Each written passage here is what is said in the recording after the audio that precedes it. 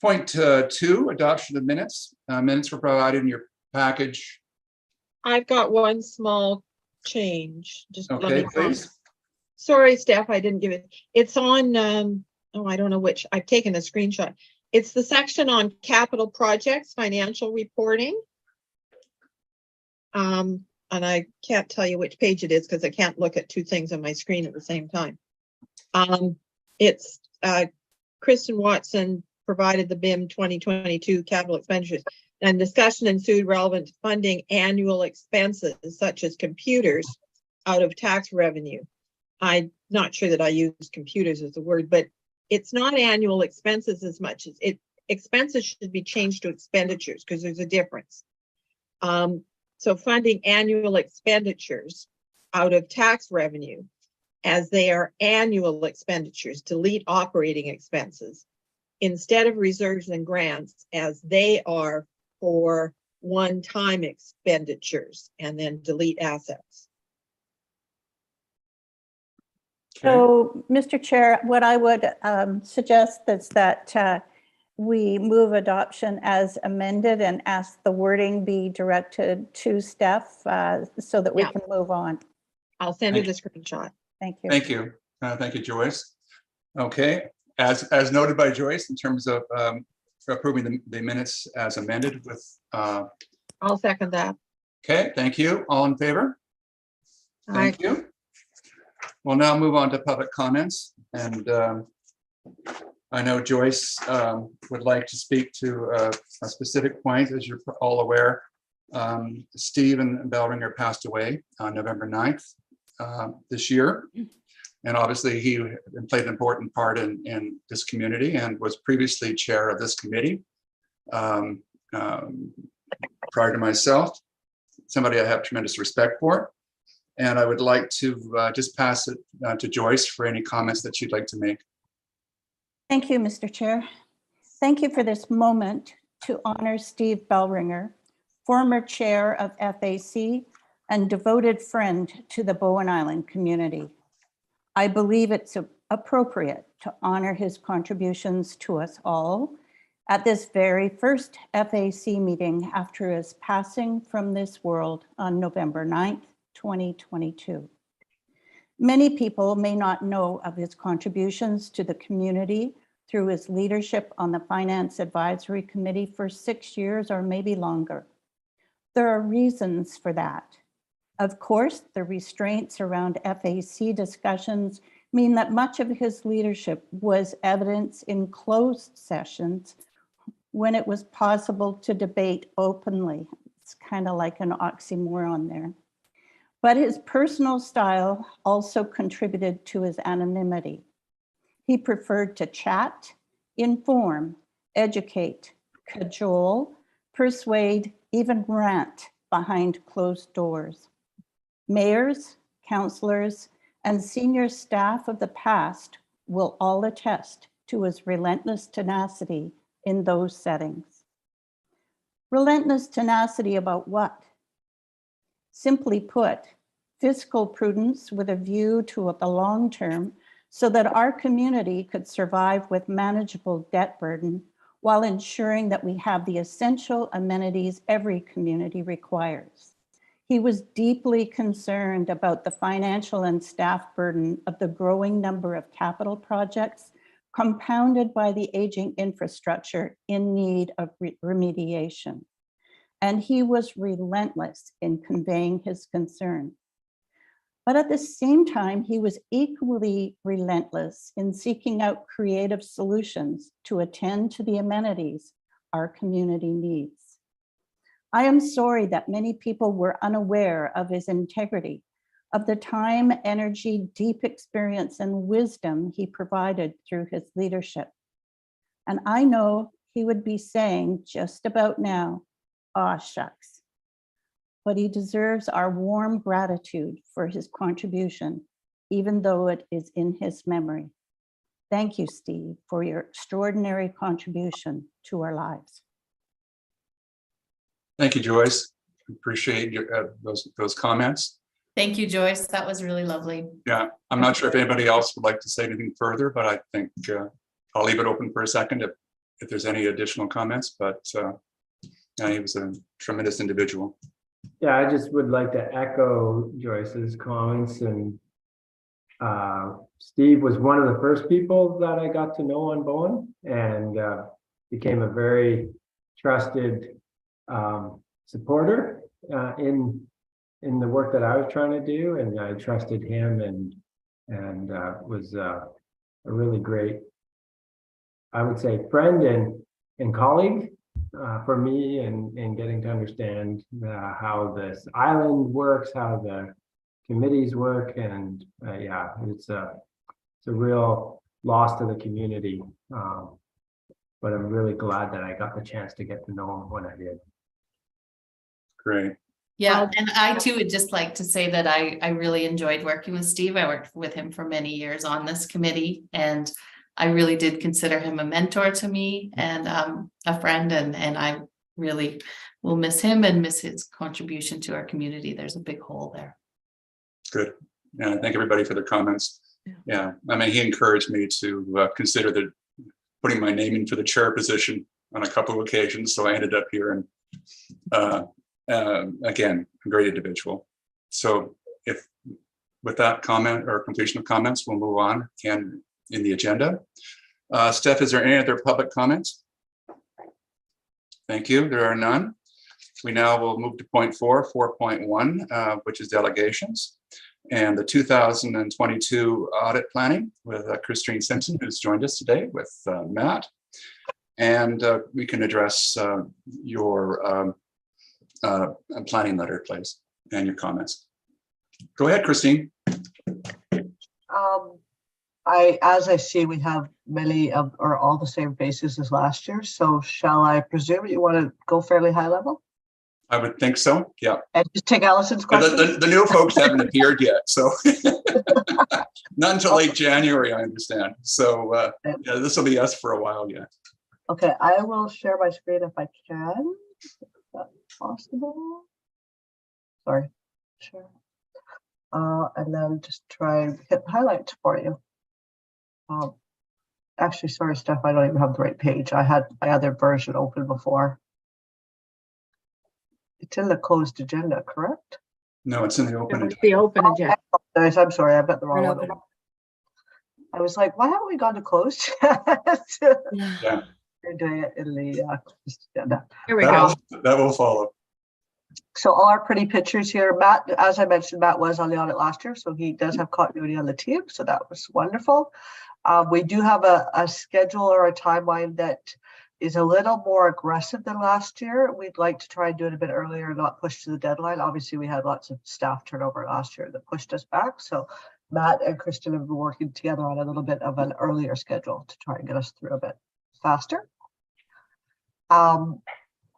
Basically, I just want to clarify our requirements. We are focused on the financial statement audit, the management letter, and the reports that we provide now, as well as the findings reports. I will clarify that Kristen is going to take the lead on the financial statement disclosure and preparation. We will support her on that, but she's going to take the lead for this year, is the plan. Correct, Kristen? Okay, just want to make sure we're good. And a head nod there. I'll remind everybody that our primary focus is not around fraud. We do some limited procedures around fraud. We understand the risks and where we think fraud could occur, and we perform those procedures within. And this committee, on behalf of council, will provide us with, notify us if they are aware of anything that could be fraud or they believe is fraud, so that we can properly investigate it. So that's the responsibility of management and the committee to communicate with us on any potential frauds.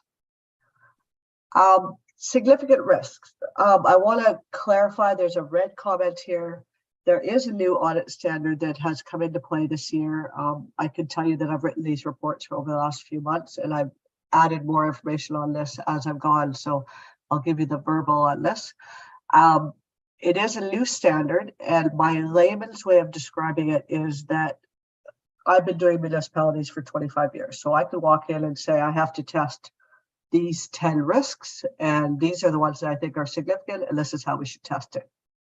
The new standard is actually require me to document every single potential risk that could impact this entity based on the financial statement captions, and then argue what is the likelihood of each risk and the magnitude of each risk occurring, making a misstatement, and then arguing why I think that and which ones I should test to what level. So it's a lot further documentation in our file to get down to the result of what we're going to test and how much we're going to test. So the challenging part for you as clients is that you won't see a lot of that work. It'll be internal documentation in our files. My description of this is that there's probably been audit failures in the marketplace. Partners and firms have made judgments along the way, and then the regulators have debated those judgments or challenged those judgments. So now they want to have better understanding of how you came up with the rationale of what you're going to test and how you're going to test it. So I highlight that because we put together the plan based on the knowledge we have in the past, and we haven't fully gone through that documentation phase yet. We're still doing that. So maybe I'll pause for a second because Alice has probably got some tough questions for me. No, that's why I went into tax and left audit. But I just was the new federal money laundering anti-terrorism legislation. Is that playing into this at all? Not significantly, no. I think this is more from an audit failure where you made judgments about what you're going to test and what you're not going to test and how much you're going to test it, and documenting those judgments along the way. And I also say from a perspective of, I'm lucky that I get to sort of specialize in an area. If I was in a smaller firm that did municipalities and not-for-profits and public companies, it's hard to keep your head around all those things. So you might not be able to quickly pick up what to do, where to do it. So with that, I'm just highlighting that we have documented the risks as we see them. What my commitment to you is if we're going through this CAS 315 implementation and we determine that there are additional risks or procedures and things we have to do, I will highlight that to you if it's material right away, if not as part of the closing process. So you know. So we have to consider the risk of fraudulent revenue recognition. So this is highlighting the fact that grant revenue recognition is challenging. All the agreements are different, the stipulations within the agreements, when you get your cash, when you actually meet the requirements of the agreement. So this is where we spend the most audit effort, the most challenging area, and every agreement's different, like the federals versus provincials versus others. So we spend quite a bit of time here, I would say, because there's a risk of doing it wrong.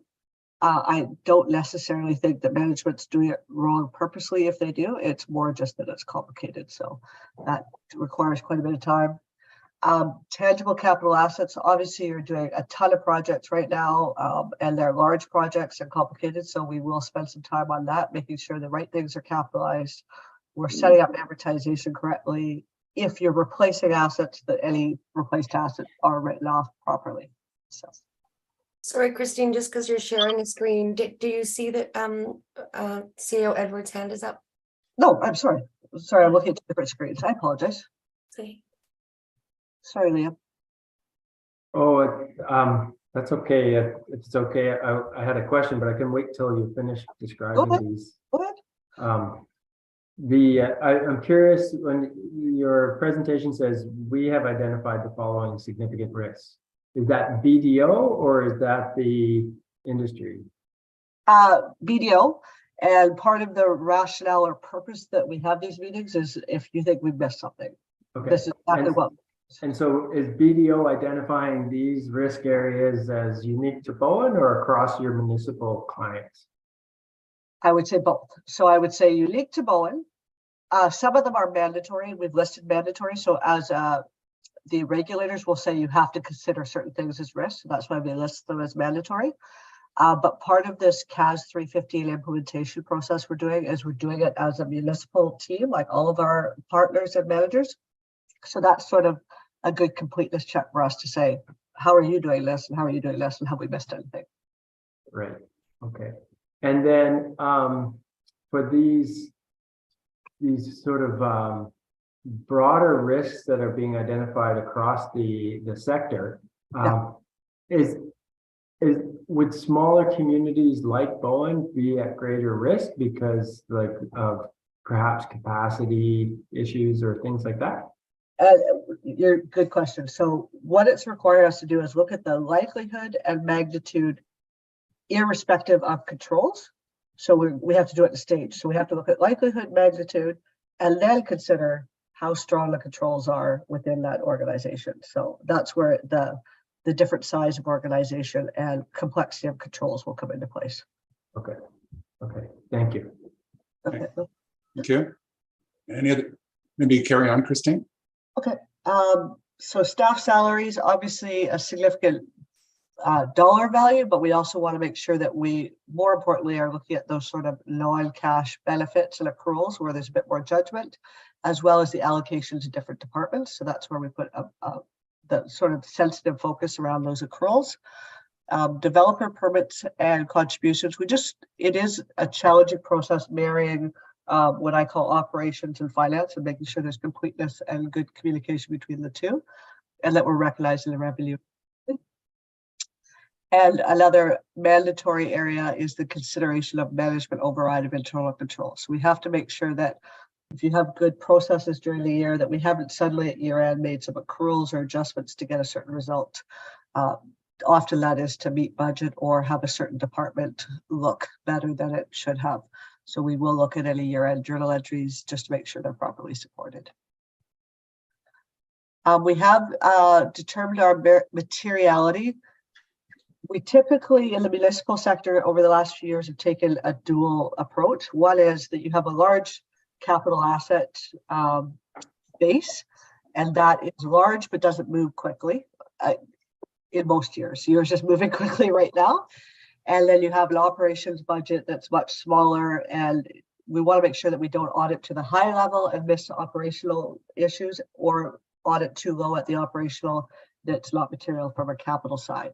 So we identified two materialities, one being 1.4 million around the capital side of the municipality and 480,000 on the operating side of that. So I'll remind everybody that we do report to any differences greater than 5% of those two balances. So if it was a TCA type adjustment, it would be 5% of the 1.4. And if it was an operating adjustment, it would be 5% of the 480,000. That way you can see the number of items we found and whether they were adjusted or not. I don't propose to go through these slides. I'll remind everybody these little red boxes are hyperlinks. So you can go to it'll take you to our webpage and different information if you're looking for something for this committee or for other boards you might sit on. We are continuing to do most of our audits remotely. I have very few clients who are even requesting us to come in. And then when we do, they realize that they don't even like it. So it is almost a positive. Bowen was always a challenge, obviously, to get everybody to the island. In our discussions with Kristen, she's fine with us continuing to do it remote. But we're open if need to or want to for specific procedures or parts of the audit, we can. But at this point, we're continuing to go with this at this point. And I would say as the numbers of cases across the country have increased and the flu season's been bad, I think it's actually working to our benefit as well. Mm-hmm. So again, a whole bunch of additional information. I'll remind everybody that the new asset retirement obligation section is coming into play next year for the municipality. So that will be a focus for this year on getting those numbers together. So this is really setting up a liability for if you have to take down assets at the end of their life. And a whole bunch of information around sustainability that is a big focus lately. I have put together a fee summary. I really want to highlight that this CAS 315 is our best guess, and how we've come up with this guess is based on other countries that have implemented this already. So I do hope that we're on the lower end of this range, particularly because we have a big enough group that we can sit down and look at all our municipalities together and get some efficiencies. But I've provided an estimate because I just don't know. And then secondly, if we are to do any work on asset retirement obligations in this year, I've just put that as a placeholder if management starts on this earlier.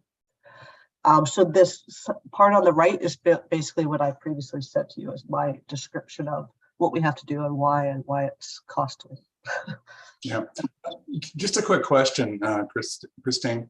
In terms of public reporting and financial statements and reporting letters, will this provide some level of comfort to readers in addition to what currently is, or will it become, is it basically transparent? It's at that very level? in our files, in our documentation. Mhm.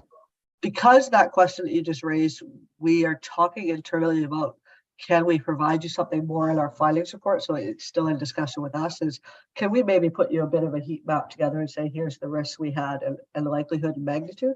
So we are studying about that as more of a, I wouldn't say external, I would say it would be for you, your group here to say, do you agree with all these different risks and what we've scoped out? So Okay. trying to add some value back from doing all this additional work. Okay. Thank you. And I don't propose to go through these accounting standards. The biggest one that really I want to highlight is the asset retirement obligations. And then the following year will be the new revenue standard, which is really saying within your government accounting standards, PSAS, they really don't have any standards that deal with what I'll say commercial revenue. And it's sort of a side part of the business, and they're just not good standards. So essentially what this is going to do is take the private company model and bring it into PSAS. So if you are dealing on commercial transactions, what should be the revenue recognition policy? So just putting some guidance where it's a bit weak in PSAS right now. Kristine, would our recreation programs be considered commercial transactions? Yeah, probably commercial is not a very good word. It's reciprocal transactions, but yes. Yeah, I think it's putting a little bit more certainty around that. That probably isn't a challenge because it's, I get the cash, I deliver the service, and it's pretty clear, but there are situations where it's like even your permits and those types of things. So the sort of smaller revenue streams where it's not really clear, do you fit under which accounting standard you fit within the handbook? So Might this be more applicable to municipal corporations that are operating in commercial space, like that we don't have any of? yeah, so I think that was the driver, Right. and I from a municipality standpoint, it will be just making sure nothing's changed, Right. or where we might have a little bit of discrepancy across the sector, probably not material, but it'll give us a little bit more clarity as to where we should go. Like, I'll give you an example. I audit Easy Park, which is a parking corporation owned by the city of Vancouver. Right. We have standards. Yeah. with Yeah. Right. but they're a parking organization falling under government. So Yeah. Okay. Sorry, Kristen, you had a question. Kristen, yeah. Thanks. So just to address Councillor Morse, our recreation revenue, we've always done an adjusting entry at year end to recognize deferred recreation revenue. So we wouldn't be changing anything there.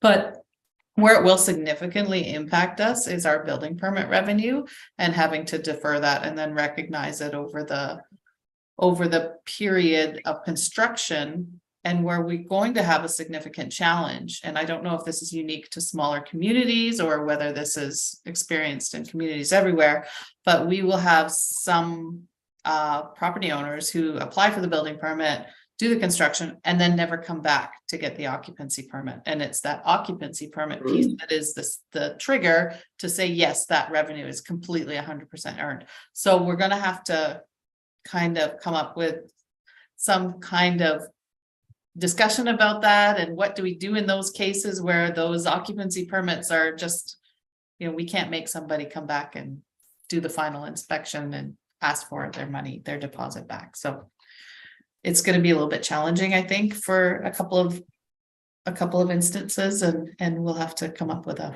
way to deal with that. And I'm not sure, as auditors and partners and firms, we've all agreed on some of these things, like some of the licenses as well. And like some people would say, well, you got the cash, it's done. And I'm like, well, you still have to have a bylaw officer and you still have to do some monitoring. So there's still some debate on some of these issues, although I don't think any of them are going to be very material. Okay. Thank you. Any additional comments, Kristen? Or keep going? No, I don't think so. Thanks. Thank you. There's nothing else. Oh, sorry, I did include a copy of the engagement letter. It's already signed. Yeah. But I don't. Sorry, Kristen, did you give us a signed one? Okay. Not signed in this version, but I think I do have a signed version. Okay. Thank you. Any additional comments or questions for Kristine? Okay, hearing none, we'll move on to. Sorry, I think has a question. Sorry, go ahead.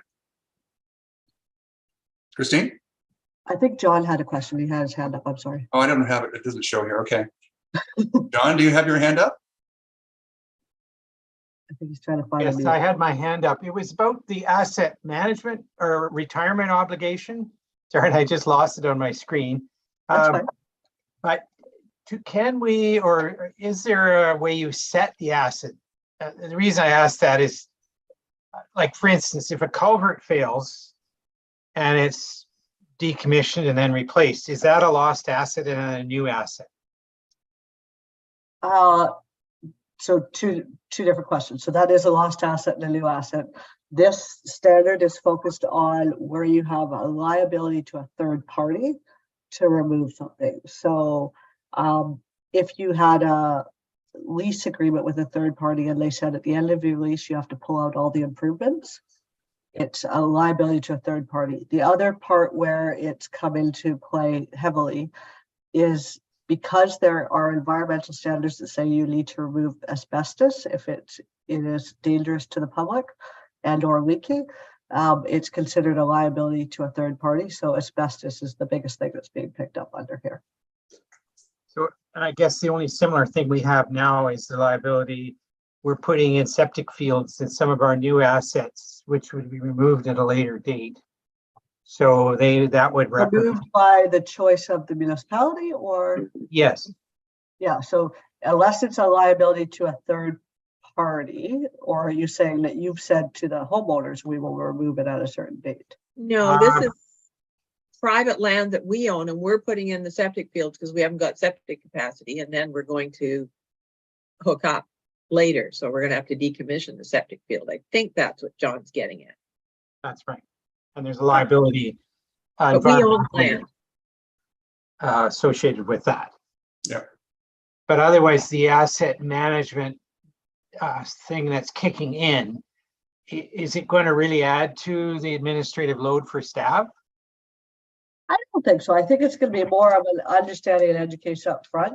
How about I throw an example, and I haven't thought about this till just now, is you lease the community hall center. Correct. So if at the end of that term they said, I want you to pull out all the assets, all the improvements, and maybe you didn't have a parking lot when you first leased it, and they said that we want you to pull the parking lot out, that would be a lease to a third party. And it just depends on the. Yeah, another good example that's not ours, but is the North Shore wastewater treatment plant, which is the existing one, which is under Lionsgate under a 99-year lease with the province, and that land is being given back to the Squamish Nation, and there's a huge $25 million price tag of actually decommissioning that plant when they pull out to their new plant. Okay, thank you. Anything further? Okay, no, move on then. Point 5.1, move to a closed meeting. Recommendation that the FAC move to a closed meeting pursuant to section 91L of the community charter. 90.1, part of a committee or council meeting may be closed to the public if the subject matter is being considered relates to or is one of the following. And point L, discussions with municipal officers and employees respecting municipal objectives, measures, and progress reports for the purpose of preparing an annual report under section 98, which is the annual municipal report. That's our recommendation. Can I have a mover, please? Seconder? John, thank you. All in favor?